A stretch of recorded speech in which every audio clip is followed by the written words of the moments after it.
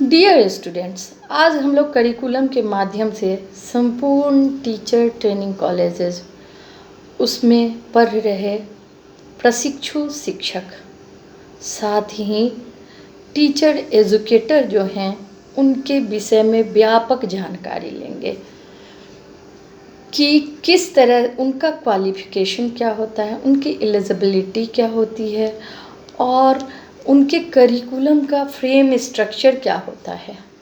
तो आइए आज हम लोग चलते हैं पुनः अपने ऑनलाइन क्लास में।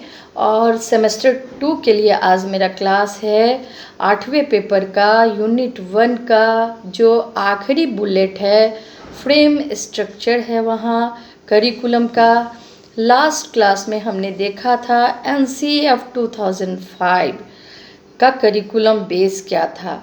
तो वह था जिसका मुख्य उद्देश्य था शिक्षा बिना बोझ के, लर्निंग विदाउट बर्डन। और आज हम लोग देखेंगे NCFTE 2009 जिसका पूरा नाम है curriculum framework for teacher education 2009।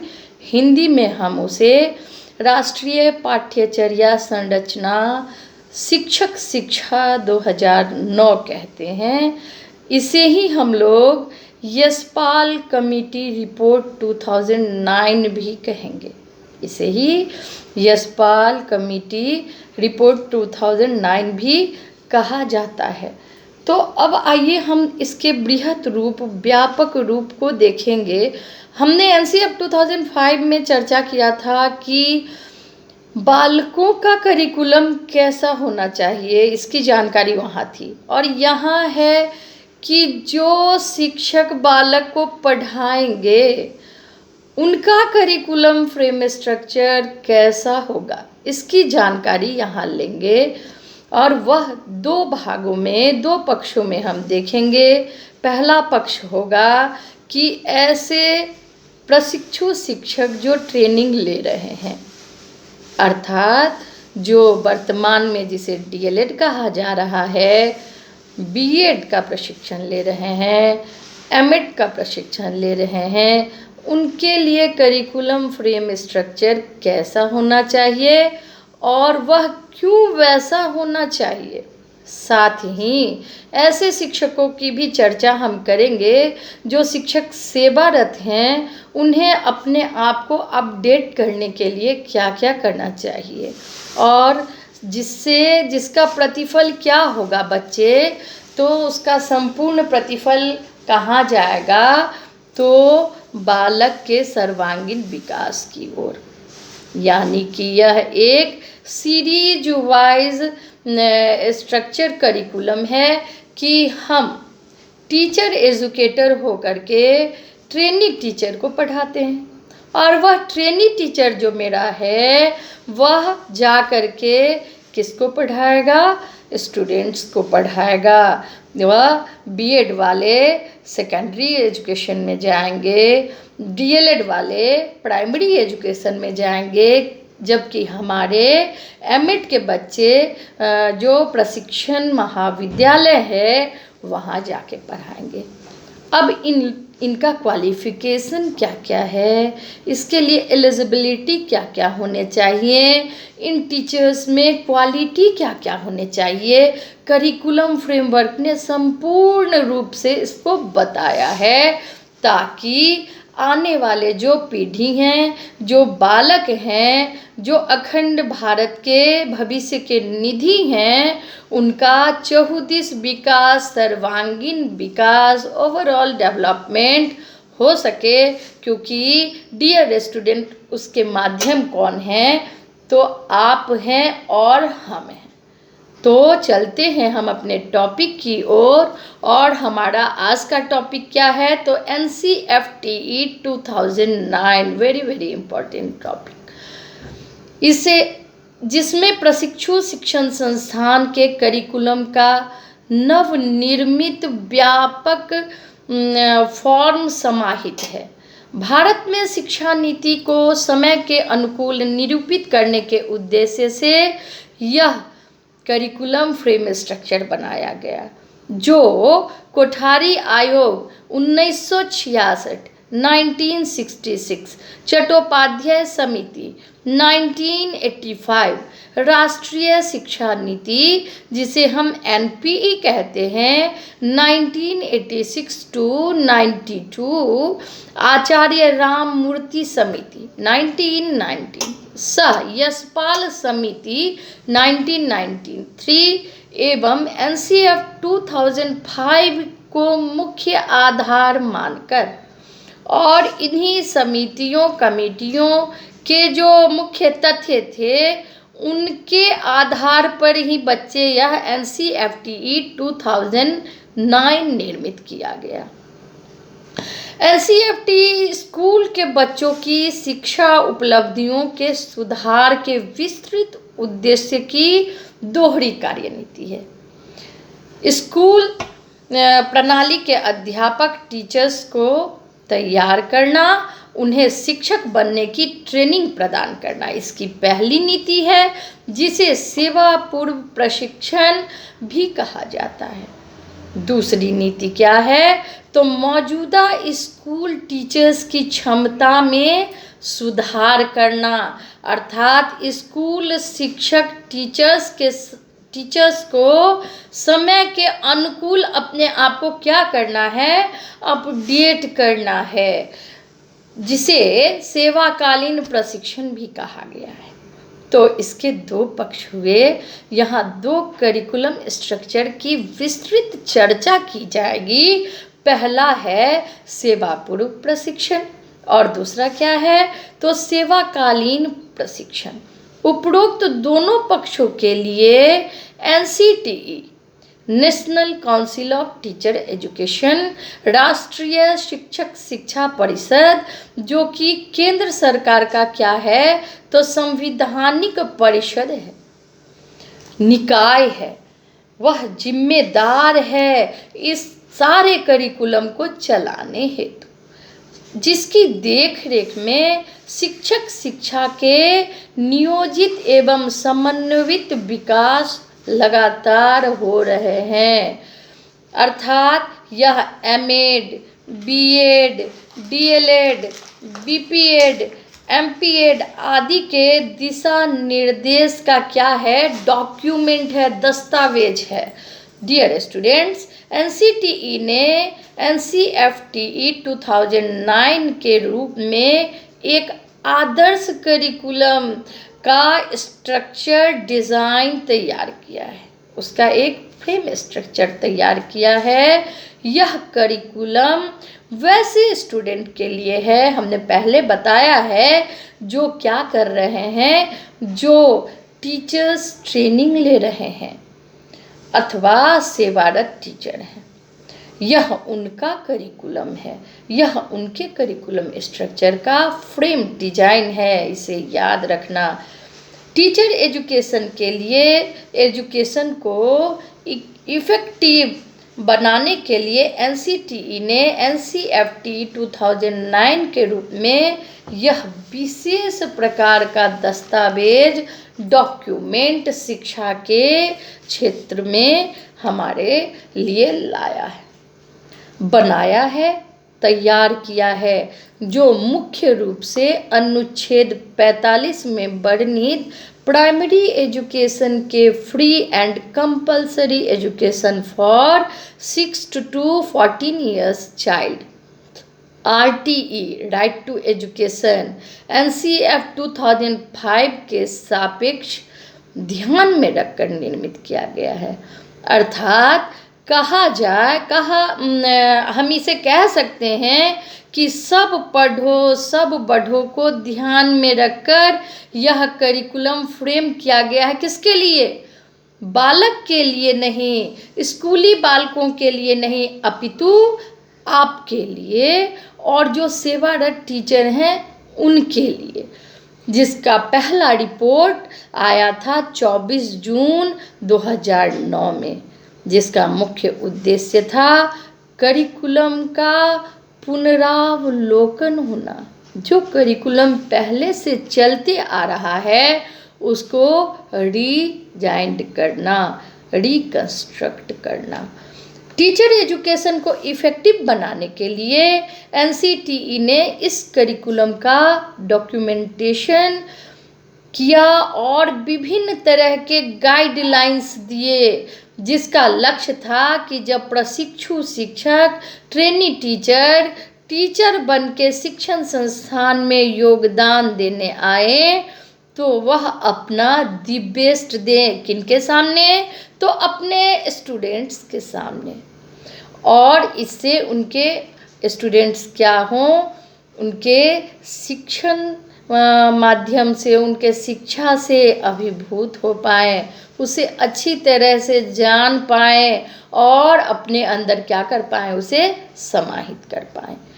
NCT 2009 curriculum को डेवलप करने हेतु एनसीटी द्वारा एक कमिटी बनाई गई, जिसके चेयरमैन थे प्रोफेसर CL आनंद महोदय। इसे स्टूडेंट आप जरूर से याद रखना। इसके चेयरमैन कौन थे? तो CL आनंद महोदय। उस कमेटी के अनुसार करिकुलम ऐसा हो जो समय के अकॉर्डिंग बदलते हुए परिवेश में टीचर एजुकेशन के ऑब्जेक्टिव को क्या कर पाए, फुलफिल कर पाए। अब चलते हैं कि मेन ऑब्जेक्टिव इस करिकुलम का क्या है। तो प्रशिक्षु शिक्षक अपने को ऐसा डेवलप करें, अपने अंदर ऐसे क्वालिटी एजुकेशन को करिकुलम के माध्यम से लाएं कि वह न्यू टेक्नोलॉजी से लाएं, ताकि उसका प्रतिफल जो बालक होगा वह क्या हो पाएगा, सुयोग्य बन पाएगा, सुशिक्षित बन पाएगा। प्रशिक्षु शिक्षक न्यू टेक्नोलॉजी से अपने आप को जोड़े, अर्थात स्मार्ट बोर्ड की बात यहाँ कही गई है, कंप्यूटर ज्ञान की बात यहाँ कही गई है, आईसीटी के विषय में बताया गया है कि कंप्यूटर ज्ञान कैसे लिया जाए और मॉडर्न तरीके से बच्चे को कैसे पढ़ाया जाए, उन्हें मॉडर्न ज्ञान से कैसे अवगत कराया जाए। अब इसका दूसरा सापेक्ष है कि पुपिल टीचर कैसे हों, प्रशिक्षु शिक्षक कैसे हों, जिनका व्यक्तित्व क्या है, आदर्श गुणों से अभिभूत हो, उनमें सामाजिकता की भावना हो, उनका मनोवैज्ञानिक शिक्षण वह मनोवैज्ञानिक शिक्षण से क्या हो, ओतप्रोत हो, परिपूर्ण हो, मनोवैज्ञानिक रूपेण वो विकसित हों, ताकि आने वाले बालक को कक्षा में जब वह पढ़ाएं तो उनकी मन स्थिति मानसिकता को क्या कर पाएँ, साइकोलॉजिकली जान पाएँ, उन्हें सोशल बना पाएँ। आदर्श व्यक्तित्व उनका ऐसा हो कि बालक उनको अपना आइडियल बना पाए, साथ ही उनमें आदर्श गुण एवं जो प्राचीन विद्वान हैं उनके गुण भी आने चाहिए, ताकि वह उनके प्रेरणा के स्रोत के रूप में अपने बालक को उस विषय के बारे में वह क्या कर पाएँ, तो पढ़ा पाएँ। अब हम चलते हैं कि वस्तुतः टीचर ही तो है जो बालक को क्या करता है, सुशिक्षित संस्कार कुशल बनाने का माध्यम है। वह बालक के भविष्य का क्या है, भाग्य विधाता है। बालक हमेशा अपने आइडियल टीचर का अनुसरण एवं अनुकरण करते हैं। मैं भी अपने आइडियल टीचर का अनुसरण करती हूँ। निश्चित तौर पे आप भी अपने आइडियल टीचर का अनुसरण, यानी कि उनके हर एक बॉडी पोस्चर हो, उनके पढ़ाने का ढंग हो, उनको क्या करते हैं, आप फॉलो करना चाहते हैं। अब चलते हैं मेन एम ऑफ एनसीटी 2009 का क्या है। तो पहला क्या है, तो करिकुलम ऐसा है कि उसके माध्यम से वह क्या करिकुलम में कहा गया है दस्तावेज में कि टू प्रोड्यूस गुड टीचर, अच्छे शिक्षक का निर्माण किस प्रकार से होगा। दूसरा क्या है, तो time period for teacher educator, है कि प्रशिक्षु शिक्षक के ट्रेनिंग कोर्स का टाइम पीरियड, टाइम लिमिटेशन क्या है। जैसे कि बीएड के लिए, एमएड के लिए वर्तमान में 2 वर्ष का समय अवधि है। डीएलएड के लिए भी 2 वर्षों का समय अवधि है। तीसरा क्या है, तो टीचर एजुकेटर को पढ़ाने का सब्जेक्ट कंटेंट, विषय सामग्री, सब्जेक्ट मटेरियल का किस तरह से और कैसा ज्ञान प्राप्त हो कि वह टीचर सिस्टमेटिक वे में आने वाले समय में जब कहीं योगदान दे शिक्षा के क्षेत्र में, तो अपने स्टूडेंट्स को पढ़ा पाए। साथ ही डियर स्टूडेंट्स, यह भी है कि बीएड, डीएलएड या एमएड के प्रशिक्षु शिक्षक का क्वालिफिकेशन क्या होना चाहिए। जैसे कि डीएलएड के लिए है कि वह क्या प्राइमरी लेवल के टीचर होते हैं और वह 1 to 5 जो इंटरमीडिएट करके डीएलएड का कोर्स करते हैं वह 1 to 5 के बच्चों को पढ़ा सकते हैं, और जो ग्रेजुएट होकर के डीएलएड का कोर्स करते हैं वह 1 to 8 तक के बच्चों को पढ़ा सकते हैं। बीएड वाले सेकेंडरी एजुकेशन बच्चों को दे सकते हैं, सेकेंडरी स्कूल का एजुकेशन यानी क्लास 12 तक का एजुकेशन दे सकते हैं। जबकि एमएड जो करते हैं वह प्रशिक्षण संस्थान में, महाविद्यालयों में बच्चे को पढ़ाते हैं।